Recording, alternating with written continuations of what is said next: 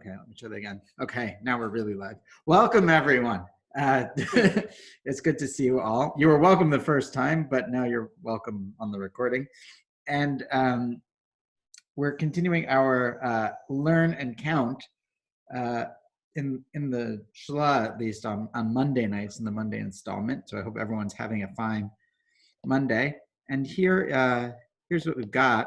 Last time we discussed, you may recall, the Tikkun Leil Shavout, not the modern version of it, but the original Tikkun. What was the Tikkun? And some of this derives from an episode. You know, it's not like the Tikkun happened forever. There's a particular historical occurrence that prompted the Tikkun, and really the first contemporaneous recording of it we have is in the Shla. So this starts the Tikkun Leil Shavuot. It's mentioned in the Zohar, but we don't exactly know when the Zohar was written. We also don't know if the Tanaim were doing a Tikkun for the Leil Shavuot, early Kabbalists. It clearly fell apart.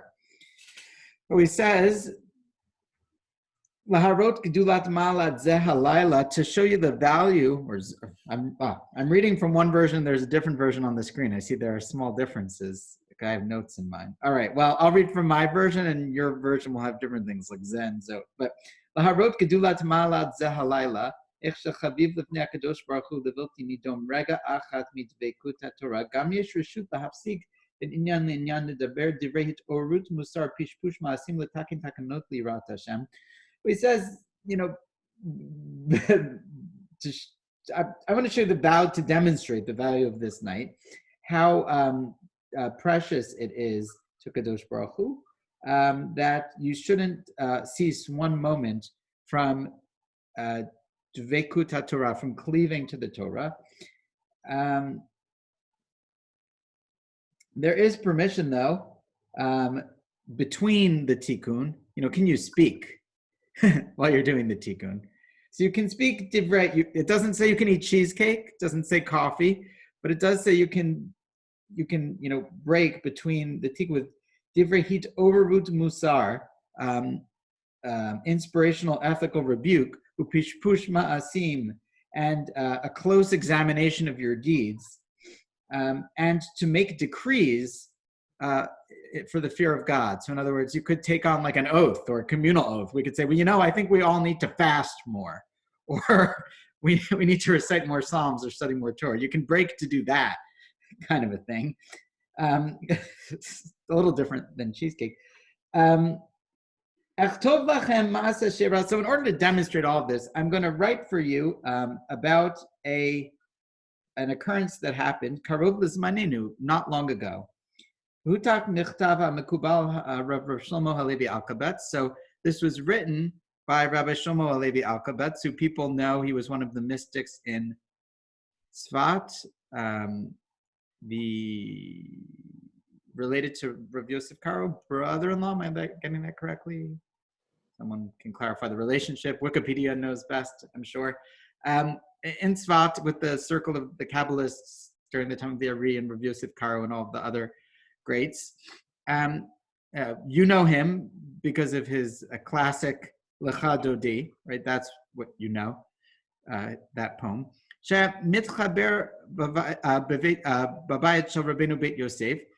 he was in the house of Rav Yosef Karo, the author of the Shulchan Aruch and the Kesef Mishnah, all the great commentaries. And when he was in Rav Yosef Karo's house, this occurrence happened where there was Ruach HaKodesh, like a prophetic-like spirit for Rav Yosef Karo. And this is the text of the letter. So basically this thing happened and they wrote a letter, kind of like a modern-day Purim, as it were. So I thought, if it's okay, we'll start reading the letter. We won't read it all tonight because it's a long letter, but you know, there's other weeks.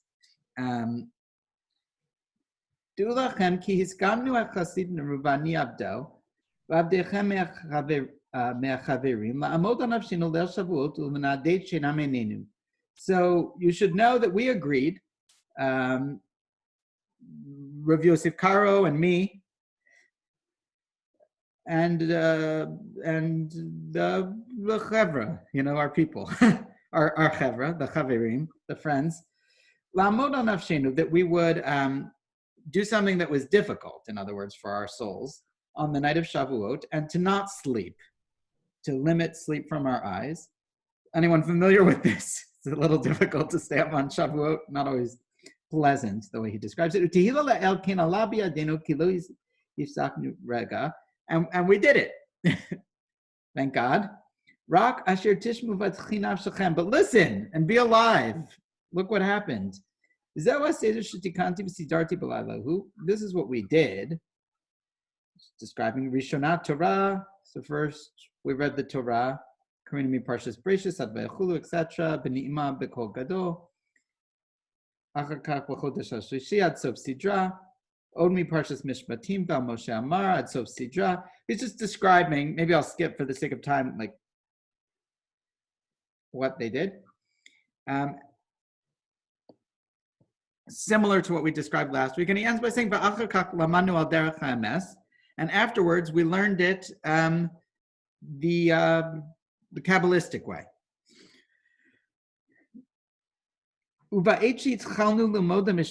As at the time we began to learn the Mishnah,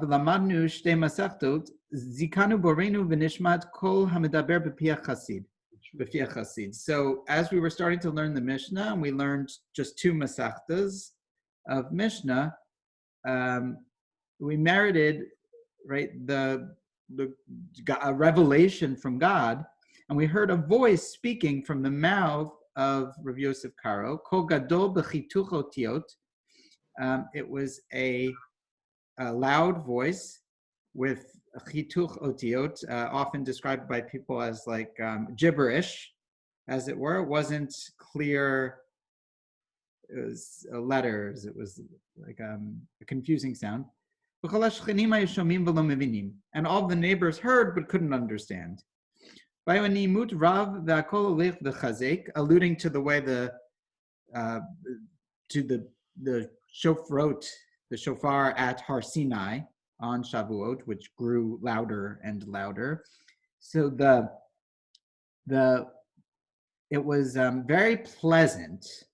He describes Ne'imut Rav, and the sound went.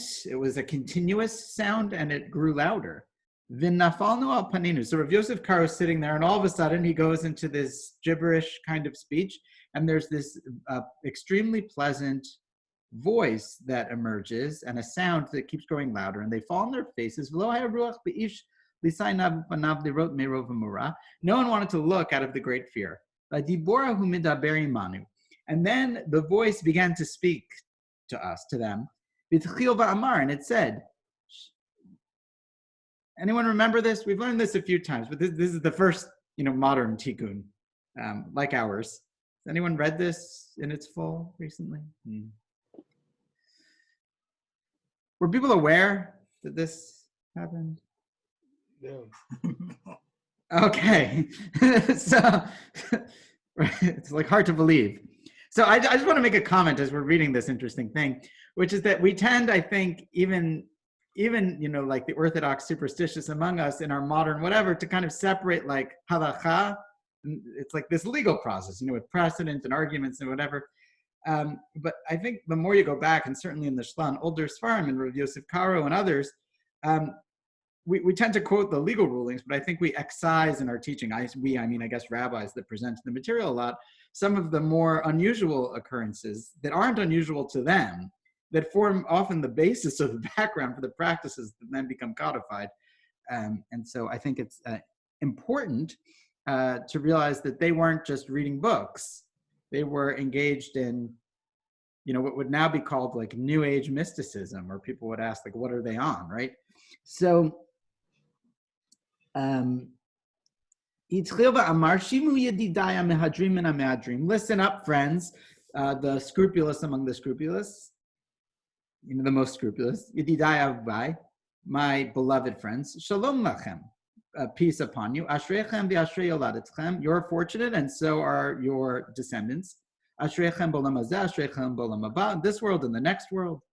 Asher samtem al nafshechem latreni b'alayla hazeh. You took upon yourselves to adorn me on this night. Now, it's important to know the Zohar, and we studied this in our Zohar class 2 weeks ago, so you can begin to connect different things. It says that when someone makes Aliyah L'Regel, or observes the holiday of Shavuot, that what they're doing is they're adorning the Shekhinah, or really the Sir of Bina is adorning the Shekhinah. The idea is there's a divine presence in this world, but that divine presence is, and Ima, you began to ask about this last time, like what's the Tikkun, I think was your question. So this is the Tikkun.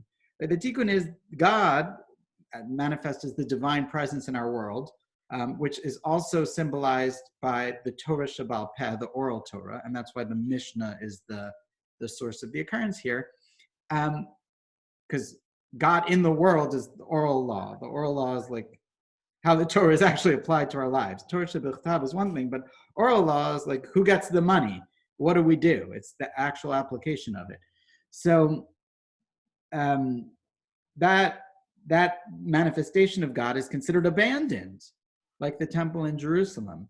And so sometimes Shavuot is conceived of in the Kabbalistic literature as a wedding, in which case our role isn't necessarily to marry, but here the role is one of adornment. So that would be more like doing the hair and the makeup, putting on the jewelry, right, to the bride being the Torah, which is the oral law, which is also the Shekhinah. So that's just a little background of, Asher Samtem al Nafshechem La'atreni B'Layla Hazeh, that you decided to adorn me or crown me on this night. Asher Zekama Shanim Nafla Ateret Roshi Ve'em Menachem Li. For so many years, no one's come to do this tikkun, and there's no comforter to me, borrowing from the laments of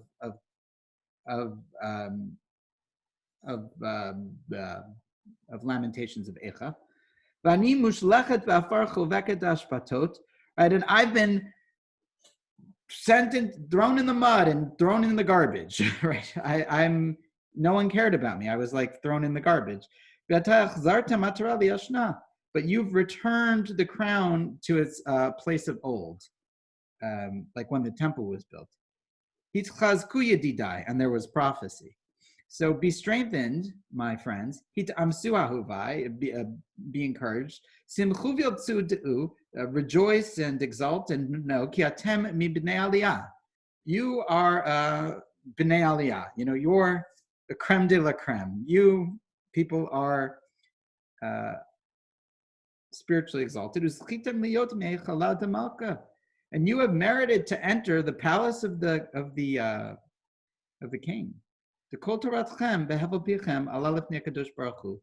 voice of your Torah, interesting how it's their teaching, right? Their Torah is like their Torah. It's the oral Torah that they're discussing. So the voice of their Torah that they were reciting in the Tikkun, and the breath, hevel, of their mouths, normally described as hevel, like hevel havelima kol havel, but here it means like the like even the moist speech of their mouths. It's risen on high. And it split many atmospheres and went through many different heavens until it elevated. You spoke, and you can see the Hasidic metaphor. It like split the heavens and left the universe. Umalachim shatku, and the angels were silent. Usrafim damamu. This is a pun on the way we do it in davening, right? Where the malachim and the srafim are speaking. But here, they're not speaking. We're not empowering them. They've got nothing on us. V'chayot amdu, and the other angels stood silent. And the entire divine entourage listening. Everyone's listening to you. I'll do one more little paragraph maybe, and then we'll count the Omer.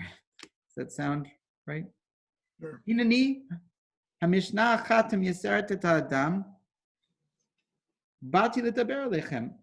Here I am. I am the the Mishnah that rebukes people. So this is like the Mishnah came to speak to them, the Mishnah. And what does the Mishnah do? It rebukes you. And I came to speak to you.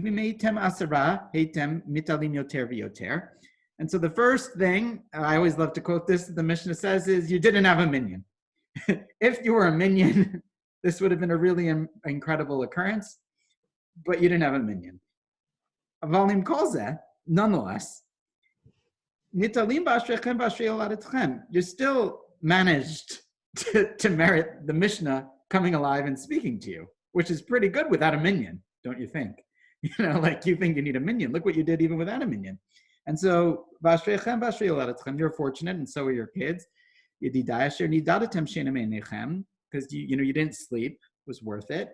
And you have elevated this night. So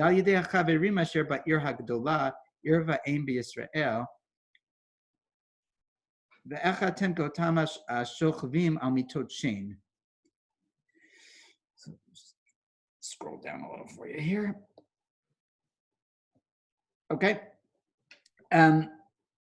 So by the work of this chevra, asher ba'ir hagadolah, ir va'im b'Yisrael, and you're not like those that sleep on mitot shein. Shena shu echad mishishim b'mita. You have there are other people who are asleep, but you're doing the tikkun, and those people who are asleep, it's like a sleep of death. Sleep, the Gemara says in Brachos, is like a little bit of death, meaning you're not doing anything. So they are asleep, but you're awake. Usruchim al arsotam, and they're rotting on their couches. So this is an interesting phrase, rotting away on their couches, to describe the other people. Now, I will say, just in case anyone is listening, this is not like, as people know, I don't think everyone should be staying up doing the tikkun, especially people that work and are exhausted. Like, there's not necessarily value in it. So this isn't meant to be an implication that those that don't do the tikkun Leil Shavuot are rotting away and dead on their couches, luxuriously, while the rest of the people, keep poor abandoned God company. But that's what the angels, the mission, said this time. Vatem nidbaktem b'havaya, and you cleaved to the name of God, the four-letter name, who's samech bachem. And so God, and presumably that's taken to mean that they did meditations and permutations with the name of God, and God is happy with you. Lachein banai itchazku v'imsuviltzu b'ahavati b'torati b'yirati. So therefore, be strong and take courage and rejoice, right, in my love of you and in my teaching and in my awe. The ilu ayitem misha'arim echad me'alev afal elfim rov ribei revavot me'atzar asher ani shruya bo. If only you know the trouble I knew. What's that song? Yeah. Nobody knows the trouble I. Right. So if you only knew how hard it is for me, the Shechina, to see this world, lo hayta nichnasa simcha b'libchem. You would never be happy. You would never have a moment of happiness. V'lo schok b'fichem. You'd never laugh. Because of you people, humans, I've been thrown in the dirt. Like, what's God? It's a horrible world out there, and it's your fault. Therefore, rejoice, my elevated friends. Don't stop learning. Keep it up. There is a rope of a string of kindness that has been thrown to you. You've been given a raft, a lifeboat. Your Torah is sweetening things, for God was downtrodden, upset, and demoralized, and you have been friendly to the Torah.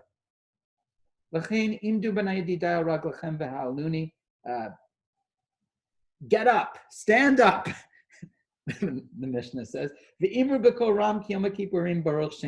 say Baruch Shem Kvod Malchut Leil Olam V'ed. So we'll pause there. The first chapter of the Mishnah's revelation to Rabbi Yosef Karo as the source. They decided to try and do this tikkun thing, and they had this revelation. And it's really because of this revelation, probably the two things will happen. We'll discuss Rav Yosef Karo's Aliyah, but also that the Tikkun becomes a thing. Because after this, who doesn't want to do the Tikkun, you know?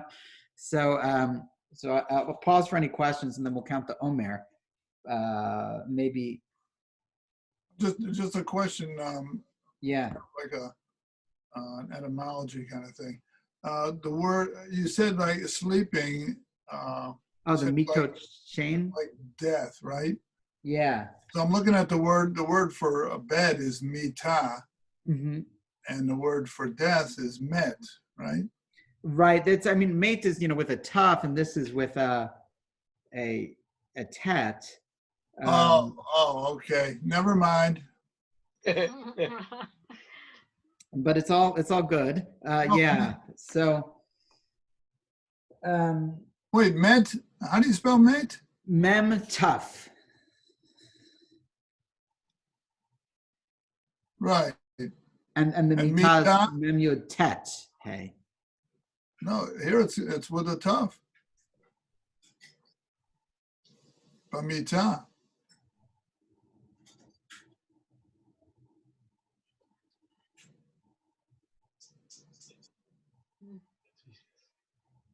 Just saying. This is interesting.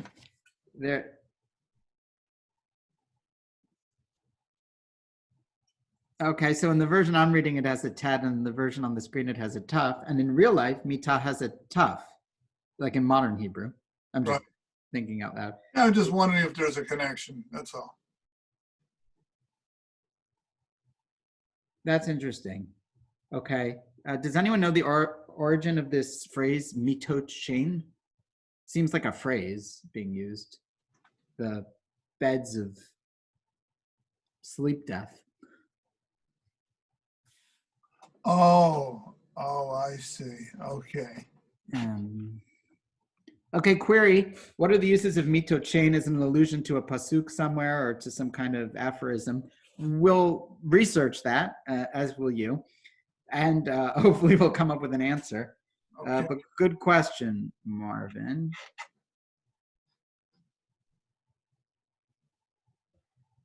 Okay, so we'll count the Omer. That is that's part one. Now next week is Memorial Day, but do people want to do it anyway? I don't mind doing it. Fine with me. Every day is kind of the same. Okay, so maybe we'll finish, if it's okay, right before Shavuot, the last chapter of this thing. I think it's worth it to read this every Shavuot. I think it should be mandatory reading and study at someone's Tikkun Shavuot. Just this thing. That's interesting, yeah.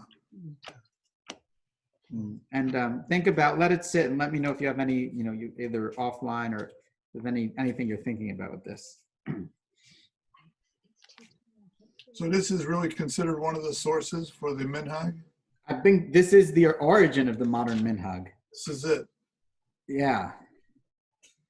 So also just think about for yourselves, what is the role? If I had to write the question for this in a study guide, what is the role of spiritual experience and Jewish law in an Orthodox context? What role does this play, and does this happen anymore? And do people try and cultivate this, or is it seen as something of the past and we don't believe in this? Or how do you relate to this thing, these sorts of things, but this thing in particular?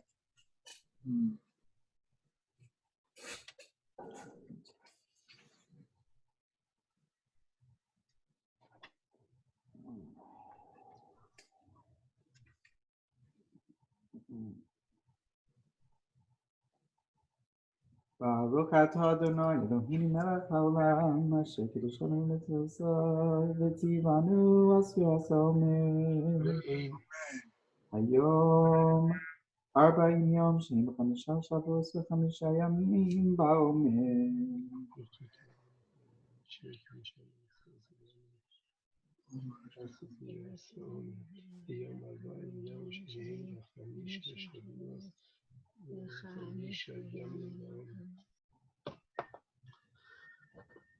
Okay. All right. Thank you, everyone. We are almost, Thank you. Thank we're you. almost there. Have a wonderful day. Have a good night. Good night. Good day. You too. Regards to Neil. Okay, thank you. Me too. Yeah.